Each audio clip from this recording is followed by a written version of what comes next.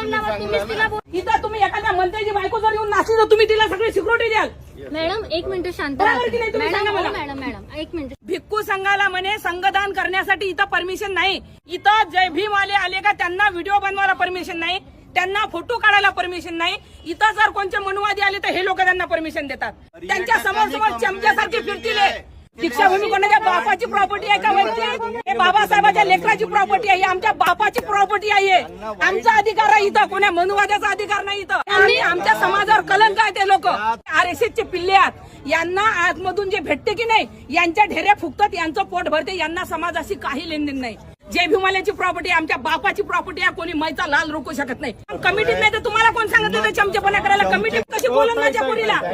इथं तुमची ड्युटी आहे. इथं ते कशी काय बोला, हे कशी काय बोलते? 2 पैशाचं इथं कार्यकर्ते आहात तुम्ही की कार्यकर्ते आहात तुम्ही? इथं त्या 2 लेटर तुम्ही सांगा मला. हे बाबासाहेब पोलीसवाले नाहीत का इथं? अंधाऱ्या द्यायला दिसत नाही?